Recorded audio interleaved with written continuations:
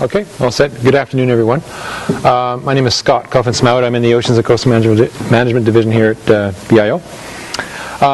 Basically, I want to talk to you about coastal mapping. The basis for this presentation really came out of a workshop that was held last November, where we were asked to present information on human use activities and ecosystem pressures. This was a DFO science-led initiative that I'll talk about a bit, but it really kind of pointed out the fact that we are kind of deficient in a lot of our coastal mapping. We're kind of up to date in some sense on sort of the offshore mapping that was produced in the Ocean Shelf Atlas, which you're probably well aware of. It's also online, but some of the coastal mapping needed some updating, so this kind of presents some of that work. Just in terms of the scope, I want to talk a bit about where we're going in the future in this on this coastal mapping project. Some of the mapping applications that we use on a sort of day-to-day kind of working level in integrated coastal management. Some of the project data needs going forward, and also some of the data that we've mapped. Most of the presentation will be maps that are based on this Eastern Shore pilot mapping project. I'd like to talk a bit about the role of ACZISC in this, in terms of how you might see your cooperation or partnership going forward, and then sort of the next steps as we see it. So we're kind of updating a lot of our offshore fisheries data, oil and gas data layers as we go forward in terms of updating the Ocean Shelf Atlas. But as I say, we require region-wide coastal geospatial data compilations of human use and ecosystem pressures. And the products of this work are really meant for our own internal use and decision support for geospatial management, input to decision support on various sort of regulatory processes and the like, environmental assessments. And in the future, we can have some discussions about sort of the external mapping applications, sort of the data sharing, data access, and that will also be the subject of a DFO geomatics workshop that's going to be held in Ottawa later this month. And so in terms of developing some policy around data sharing, I think that'll be a subject of conversation there. I've got two sort of word-heavy slides, and I apologize for this, but just to show you the kinds of needs that we have in terms of applying geospatial data, map products, MPA, marine protected area site planning and monitoring, development of coral and sponge closures and related planning and monitoring. We get involved in submarine cable route planning, ecologically and biologically significant area assessment and monitoring, cumulative impacts assessment work in the context of aquaculture or marine terminals, risk assessment for environmentally sensitive areas. There's a ballast water example that we can point to. Planning for future ocean renewable energy. We have within DFO something called the Ecosystem Approach to Management Framework, and within which there are habitat objectives that, for example, are contained in integrated fishery management plans, IFMPs on the slide, where one objective is to sort of quantify the % area disturbed, so you can sort of foresee the use of things like fisheries-based VMS data or fishing effort data, number of sets per grid cell. So these are kinds of data are very important in the context of assessing the fishing footprint. Map products are needed in the context of informing Marine Stewardship Council certification processes. And then there's a number of data sources from the shipping sector that are useful in the context of monitoring shipping in marine protected areas to be avoided, critical habitat for endangered species under SARA, and monitoring compliance of shipping in vessel traffic separation schemes, approaches to the harbors and things. And then the whole environmental emergency response protocols and environmental emergency response operations. Data on sort of sensitive areas is quite key in that respect. The ships in distress. Transport Canada has a sort of places of refuge decision-making process for ships in distress, and they would on a very short-term basis need to know information like sensitive areas, where can a ship be placed in terms of addressing a immobilized ship, for example. And then assessing the whole issue of risks and coastal pollution preparedness. Mapping applications are key there. There's a whole host of data needs, and I don't want to read through all these, but these are the kinds of data layers that we identified in the context of a coastal assessment of the eastern shore. Obviously, whole management jurisdiction areas, fishing data, commercial data, aboriginal data, infrastructure layers, oil spill incidents, long-range identification and tracking, LRIT data and AIS data for shipping, some of which I'll show you in the next few slides. Coastal LiDAR and multi-beam bathymetry obviously is very important and useful in the context of planning. Applications in terms of classification of seabed substrate. Aquaculture data, shellfish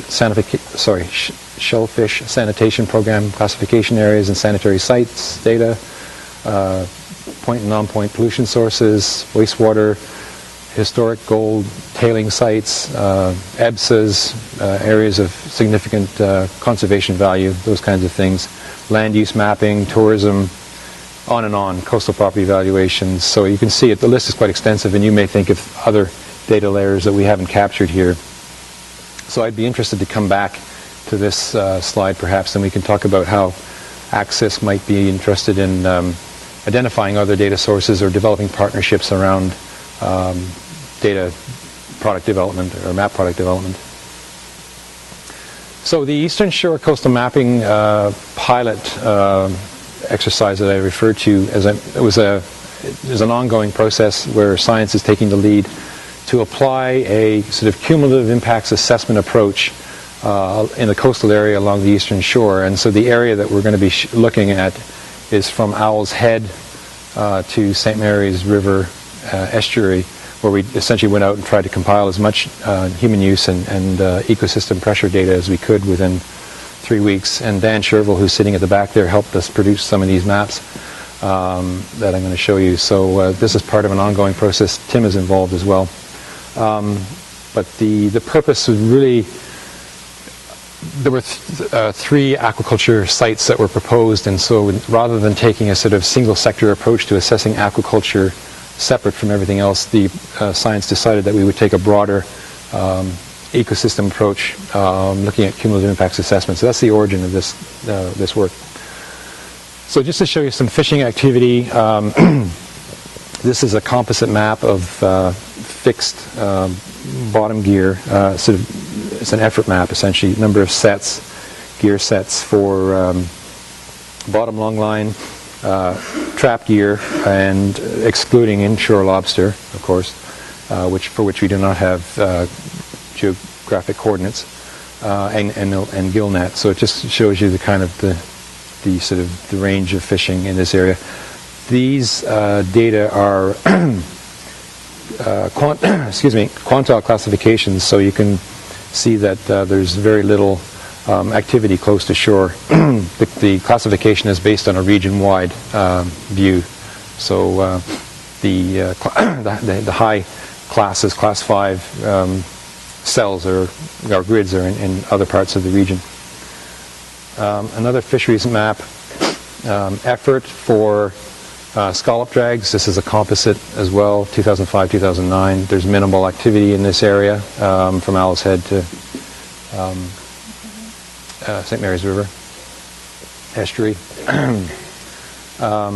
These are landings associated with scallop. Also on a sort of composite 2006-2010. There's the data here. Actually, in the previous slide, I didn't refer to the fact that the data was scaled on the effort maps, but not for the landings maps, to deal with issues like data missing from logbook data missing geographic coordinates. Landings for groundfish for all gear types, all seasons, extensive landings well off the coast in the sort of Emerald Basin area. This is also a composite. This is a sort of current ongoing piece of work where we have actually classified inshore lobster landings and effort on a region-wide scale using a modified statistical grid.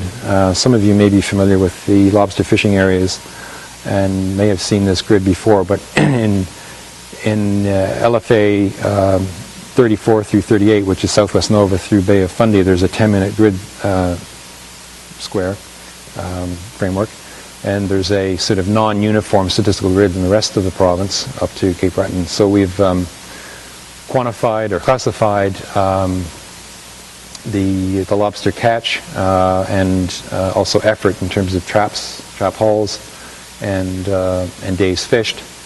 And of course we can produce maps like this one, which shows essentially catch per unit effort, catch weight per trap haul.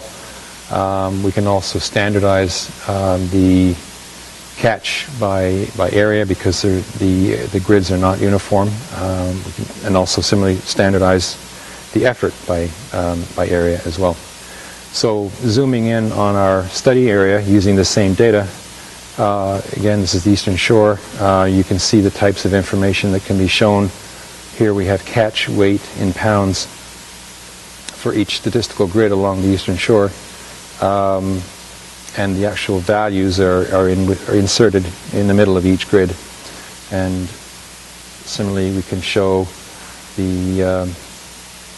this is the catch per unit effort or catch weight per trap haul data, which is what you saw in the region-wide view. Shipping data. We have had a long-standing agreement or arrangement with the Taggart Lab at Dalhousie Oceanography. Chris Taggart has two AIS, Automated Identification System, receivers along this coastline, and one in Halifax, one in Mulgrave. And so we approached him to essentially get a handle on the shipping trends and intensity along the Eastern Shore.